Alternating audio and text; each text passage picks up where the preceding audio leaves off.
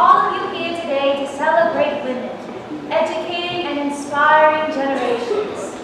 It has not been an easy road to freedom, and there is still so much for us to fix, but we certainly have come far.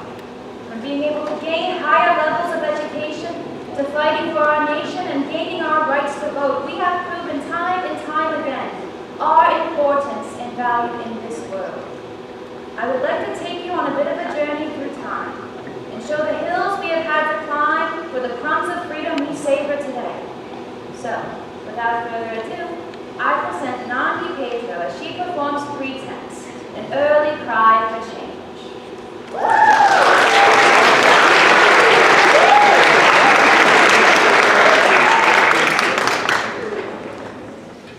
Thank you. This is Pretense. To be silent is to conform, to go willingly under the cold hand of man. You need to please and be tolerant, feel the ichor in your veins, but see only blood when they make you bleed. Maidens and nymphs, the lost princess waiting for her prince. A woman could never serve and protect, like a chain around the neck. They drag us along and we make history on our own. We were crafted for much more than they think, carefully sculpted and thought out. We harbor the world in our wombs and bring the universe to life. Just as strong as our controlled muscles and minds.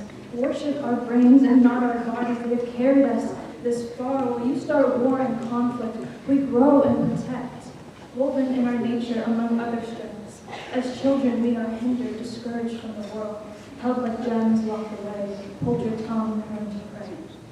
We've broken barriers and pushed our way through. Time has not been kind, the fight bloody and mean. But catch me while you can in the downtimes. Girls want to have fun and still throw a punch. Let us have our tasers and our midweek lunch. Social and deadly, bold and beautiful. The coin was made for us and it balances on the edge. Yes, men suffer, but you built that ledge.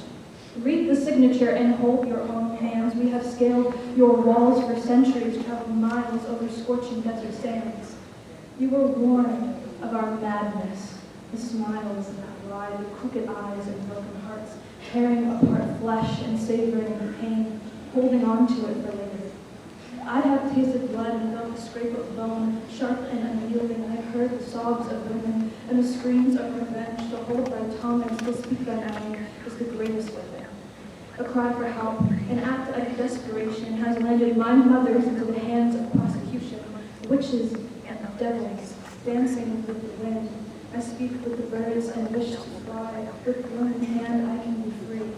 Let my voice be heard and step away from the unknowing hands of the patriot. Dying by the tree among men, let nature take me and hold my hand, more gentle than the touch of a man. Tell me the stories of the war. Did they hear you speak? So soft in your ways, dreamed of freedom at such a young age. Dressed in a wolf's coat, no sheep allowed to play. You marched and you burned, held on tight to your faith. Tell me stories, miss. Whisper the meaning of your name. Tell me, ma'am, did the hose prepare your heart? Did your daddy make you stay home? When the breeze went through your window and the night called out your name, did your mama lay still? She knew they would remember you, said a lightning flaming fame. I'm the product of the first woman you trained. Trust in the world, dashed in the 3rd chapter, 1st page. He tricked you, bullied you, told you lies, and your father favored a man who he gleamed no hate could shine through his eyes. You were alone when you bled and you plead with you. Separate they force us, but we bind together instead. With magic on our minds and courage in our hearts, we end the reign of those who can part. Women on the front of a war glare. But yes, let us imagine need and dig on lines far away. We have been plotted in our cages, carved into the walls of our cell. You fear the end, but we have been nurtured in the bowels of hell. Thank you.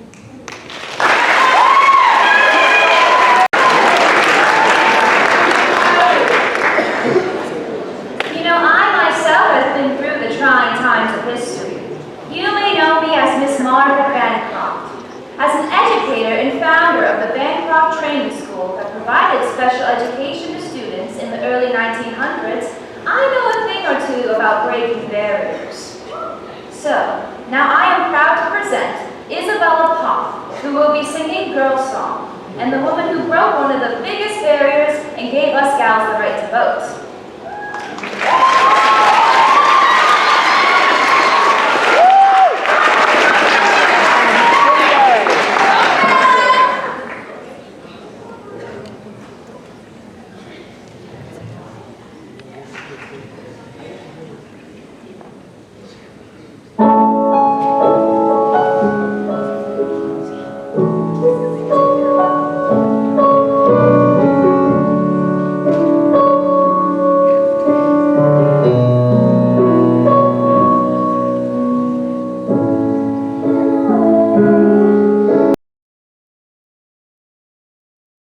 Concept in many countries. The fight for suffrage in the United States was not easy.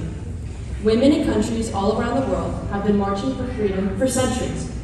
New Zealand was the first nation to give women universal suffrage, with many other nations following suit before the U.S. Native American women were denied citizenship and voting rights in their own lands until 1924, and women of Asian heritage were not granted full voting rights in the U.S. until 1943. Starting in the mid-1800s, suffragists were tired of being seen as simply the dependents of men. They wanted to have a proper education, own property, and have active roles in the government, like voting. While President Grover Cleveland was dedicating the Statue of Liberty, about 200 women sailed by while holding a sign that read, "American women have no liberty." Next came the Seneca Falls Convention, led by Elizabeth Cady Stanton and Lucretia Mott. On the second day of the convention, 100 members signed the Declaration of Sentiments and Grievances, as it was modeled after the Declaration of Independence, but included women's rights, including suffrage. In 1851, when African American women began joining the fight, Sojourner Truth joined the Women's Rights Convention, where she performed her speech, "Ain't I a Woman?" Time were not only suffragists, but abolitionists too. African American women also recognized their own oppression. The famous suffragist Susan B. Anthony, who started the National Women's Suffrage Association, attempted to speak in front of the Congress to have the 15th Amendment, the amendment that gave black men the right to vote, amended to include women. Black suffragist Charlotte Lottie Rowland started the American Women's Suffrage Association in South Carolina and spoke to her House of Reps about equal voting rights. Of course, Congress refused these attempts. During all of this, women of color were also fighting for racial and gender equality. These fights were not always peaceful, as women tried different ways to bring attention to their cause. Women like Alice Paul led protests in front of the White House, where women were arrested and treated horribly in prison. Some women would go on hunger strikes in prison, which resulted in them being forced to eat and live in other deplorable conditions. Thousands of men were being shipped off to war at the beginning of World War I, and as a result, women took up jobs in the factory and volunteered as nurses. They were finally seen as valuable when President Woodrow Wilson began to support women's rights to vote. He proposed the 19th Amendment to Congress in 1918, but the National American Women's Suffrage Association and the National Association for Colored Women would have to wait an additional 2 years for 3/4 of the state to vote in their favor. In 1920, Tennessee became the 36th state to ratify the amendment, giving women the right to vote. The centuries of protests, marches, and fighting to get to this point were long and tiring. And even though their efforts paid off, we cannot forget the work that still had to be done. It would take until 1964 for the Civil Rights Act to be enacted, and 1969 for no-fault divorce to be recognized. And finally, 1973 for Roe v. Wade to legalize a woman's right to her own body, just for it to be recently taken away again. Today, women are still not paid the same as men, are not respected as the same as men, and they certainly do not have the same rights as men. The women of the past worked so hard, and yet we're still fighting for equality in 2025, 105 years after we gained the right to vote. Now, please welcome Collegiate Academy Junior, Olivia Vitelli, who will be reciting her poem, Womanhood. Women's Rima, makes sense. Womanhood. There are many words to describe women. Strong, powerful, resilient. But there are many more words to describe what it's like being a woman. What it's like always looking over your shoulder, to always be alert of your surroundings when alone. At the age of 13, we have to learn these things and protect ourselves. This tiny sliver of it. An experience of mine? The first time I was catcalled was when I was 14, nearly a freshman, while walking home from school with my sister by a group of men in their car. Unfortunately, every woman has at least one of her own experiences. But that's not it, is it? No, not at all. Womanhood can be so beautiful. It is beautiful. How? There are thousands of reasons why womanhood is special, but a huge one is because of our progress in history. At one point in history, the only job for women was to get married and have babies. Women were seen as merely a servant for their husbands. Being a woman is so much more than it seems. It's so much more than the stereotypes of being moody, hormonal, even ditzy. Labels are placed upon us by men who can't even explain basic female anatomy, by the men who see women as only objects, by the men who view their female coworkers as only a pretty face and a equal in the workplace. But things have changed from a time when women were limited on their rights and abilities. In the last century, we have gained our own rights and freedoms. Many incredible women fought for these freedoms. They fought for the ability to pursue a higher education, the ability to make our own decisions without a man. Our female ancestors fought to be our own people. They fought for our seat at the table. And we will continue to make a place for ourselves in a society that didn't make one for us. Represent nearly half of the labor force. According to the 2018 data reported by the National Women's Law Center, they are paid 82% of the man's income. I thought that women would have more respect than that by the time we reach the 21st century, but I guess not. Esther Peterson can tell you more about that than I can, though. Next is our very own Cadence. Choreographed by Collegiate Academy alumni Amelia Salter, class of 2023, this piece signifies a constant state of change and movement, implying how people naturally enter and leave our lives over time. It shows that we will never truly know what our last interaction with our peers will be. Please welcome Cadence to the stage.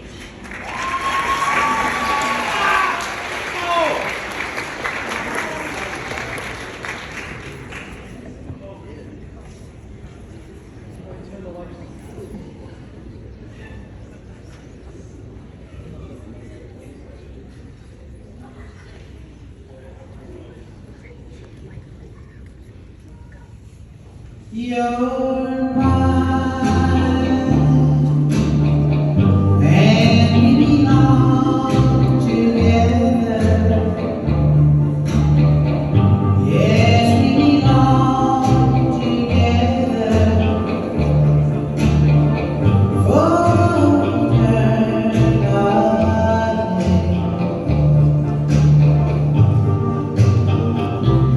You're mine.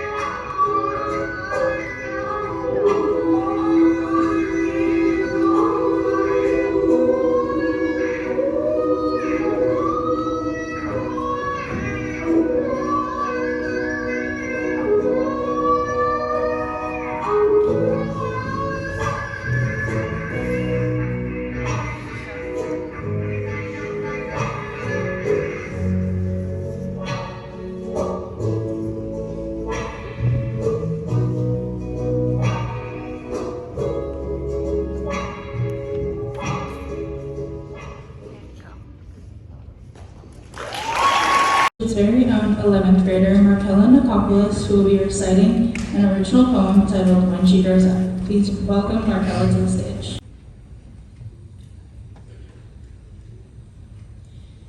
What do you want to be when you grow up? Hairstylist, dancer, vet, nurse, gym teacher, doctor, like my mom. I asked the little girls if anything could stop them. They said, nothing, nothing, there's nothing I can't do. And I said, good for you. But what about your mama? Your sister or cousins? Didn't study hard in school, not enough for college. These are the dreams from little girls' lips, but when I wondered did their vision begin to slip, one bad grade, one comment, yet another year of age, and all of a sudden, so much is in the way. Now think, all you teachers with daughters or nieces, of your little girl and her dream, of her loud exclamation, her claim to her future, and just how plausible it all seemed. Until one day, coming home from school, have you thought about what you want to do? Imagine the moment when, for the first time, you're not met with the answer you're accustomed to. When instead of reaching on her tiptoes, reaching for the stars like her life depends on it, she lowers her hand and settles for what could have been. When a little girl looks into the future, maybe she's you, or your cousin or sister. When that little girl looks into the future, what is it that she sees? Does she see a world where women need to feel like they need to make themselves dumber or get skinny for the summer? Or does she see a world where her voice isn't suppressed, where she doesn't have to get undressed to feel like she deserves the best? A world where women of faith aren't labeled traditional, where going to college or being a mother isn't conditional. When I was young, I wanted to be a mom when I grew up. Still do, but I want other things too. And when I look at my friends, when I look at my sister, I see that little girl. I want her dreams to be realized. I want her to soar. I know she will. And I can't wait to see the woman, the competent, intelligent, kind woman she'll be when she grows up. Thank you. Thank you, Markella. And now please welcome 12th grader Angelica Rye.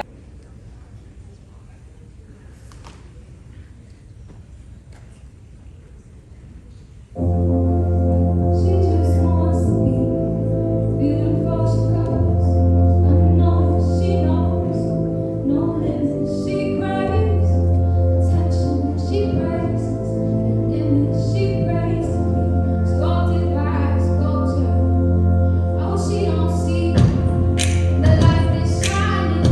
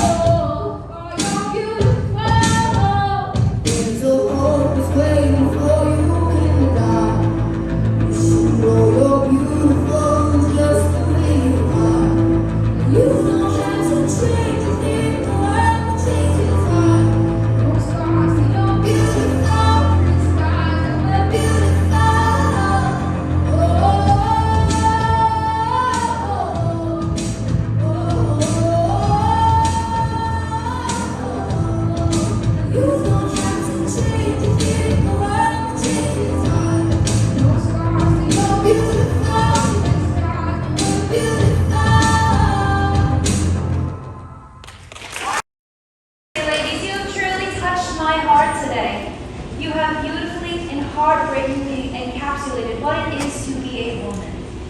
I hope we can all take a second to think about ourselves and the women in our lives, to recognize and appreciate the strength they possess every day. Now I think it's time for us to learn a little bit more about how we women are impacted directly through education. Please welcome Collegiate Junior Penelope King to the stage. Many of you may not know how Title IX has greatly impacted education and education-related activities for women. Under Title IX, educational programs and activities that receive federal financial aid cannot discriminate based on sex. This led to school sports teams being required to be equal, increased participation in women's sports, especially at the college level, a level distribution of resources, new infrastructure, the hiring of more people such as coaches, and an increase in scholarship and opportunities. It also assisted female athletes in gaining more media coverage and becoming important figures in society for young women. Title IX has encouraged confidence and a sense of empowerment, but there are still many areas of concern. How can you help boost the reforms of Title IX? Well, you can use campaigns to inform and educate students, parents, and educators about their rights and responsibilities under Title IX.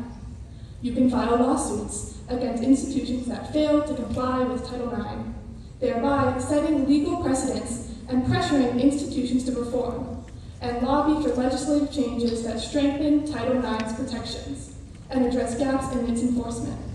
How will you help make a difference for women seeking fair education? Thank you. After I first walk through history, it is only appropriate to introduce you all someone who will impact our future. It is our pleasure to present a core message about the Italian gifts from Erie's Public School Independence. Dr. Gibbs is the district's first female and African-American superintendent. She started her career as a classroom teacher and worked her way up, helping students gain a brighter future around the world. Sadly, she cannot be here today in person. But we would now like to present her good message to all of you. And to conclude our performance, we'll have Angel Montalvo sing Diamond. Honored to have been invited to speak with you today by one of your own, Penelope King. Thank you, Penelope, for the invitation.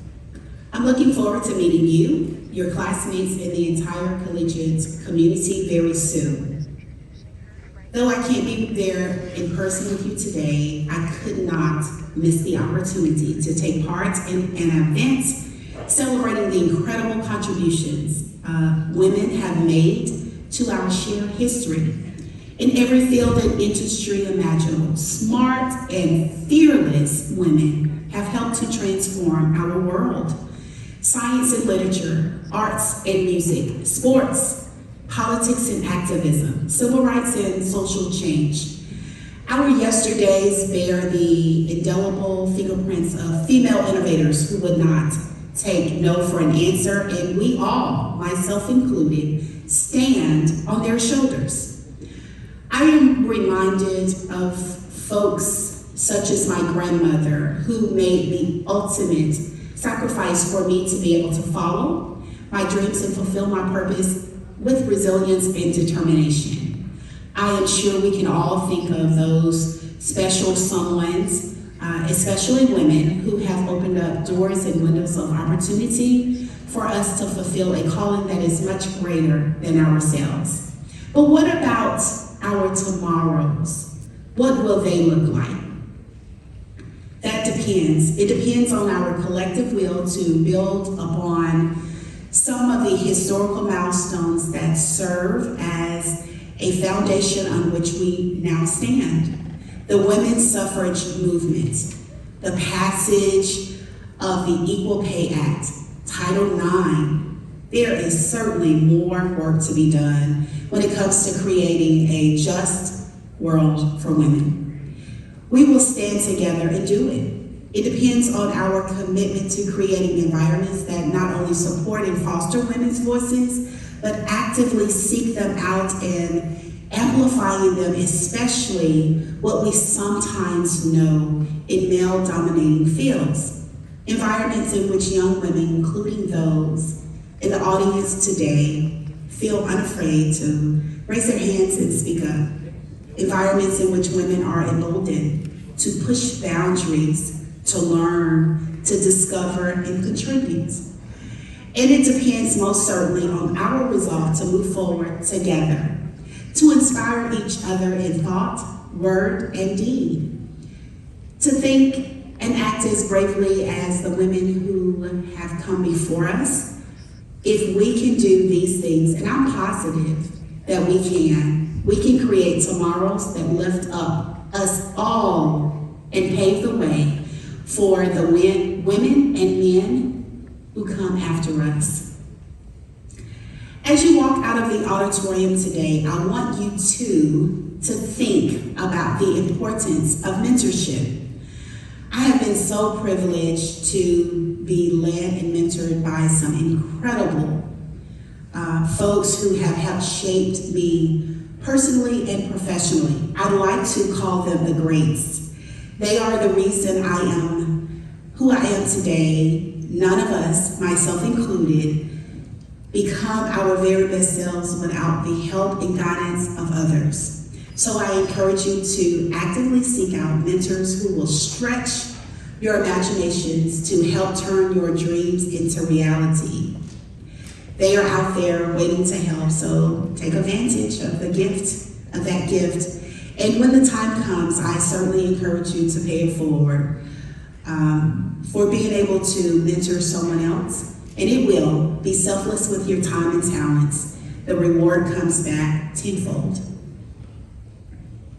It has been an absolute pleasure. And again, I thank you for the invitation to speak with you on today and for your thoughtfulness around this important month. I look forward to meeting you all very soon. And in the meanwhile, keep reaching higher, collegiates. Let us together ignite a legacy of excellence here at Erie's Public Schools. Again, I look forward to meeting you soon. Be well. Take care for now.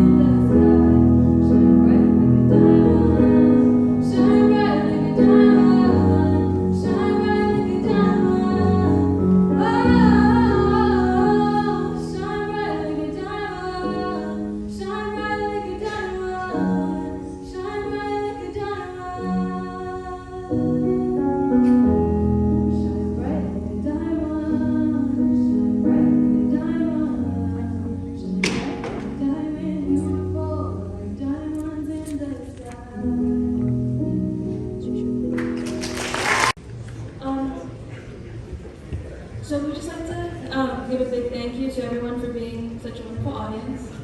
We hope you enjoyed this year's assembly. We would like to thank our guest speakers, Dr. Dixon, stage crew, student volunteers, committee members, and administration for making all of this possible. And a special thank you to Ms. Balsiger and Ms. Weibel for organizing and supporting us.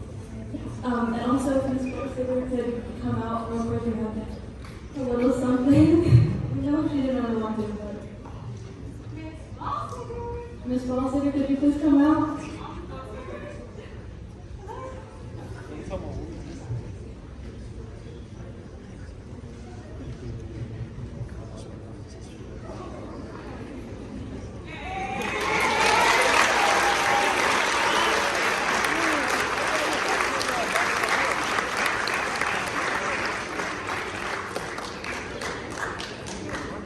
We would also like to thank all of you for your participation in making this possible. Earlier in the year, our feminist union had a fundraiser bake sale to raise money for the Mercy Center for Women, which provides aid to local communities, including children, infants, and families. We raised over $600, including donations from the gallery, so thank you to everyone who contributed. And also a special thank you to Nurse Barb for organizing our product drive. As you can see here, we will be delivering to the Mercy Center later this week. Thank you.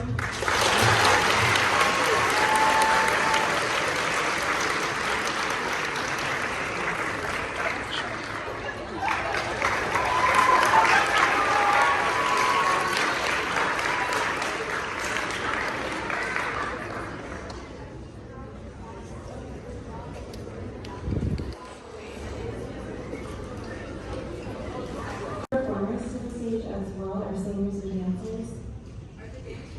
They should be right there in the wings so they can learn to come on. Everyone want to do this up now.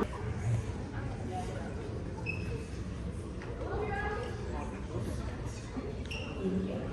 So, speaking of this amazing assembly and the two amazing assemblies we just had, we had Black History Month and Women's History Month, I really want to thank not only this amazing cast, but also the cast for the assembly before. I don't know if anyone in the school really understands the months of preparation and the heartache and going through and the learning how to do a production on top of it, and also the artistry that goes along. Every single person up here has put in hours, both in school and outside of school, of work, and I really think we should give them all a big round of applause as a thank you.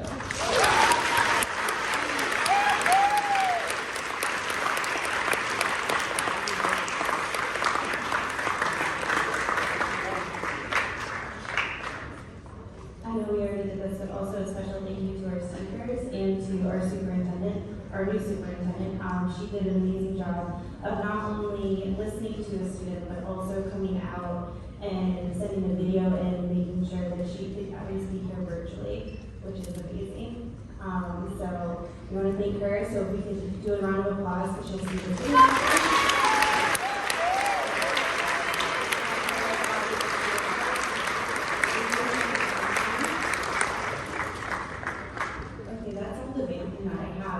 We're going to have to go back to homeroom now, but please actually go back to homeroom. We have a little bit of extra time left. Everyone who has been a part of this, please grab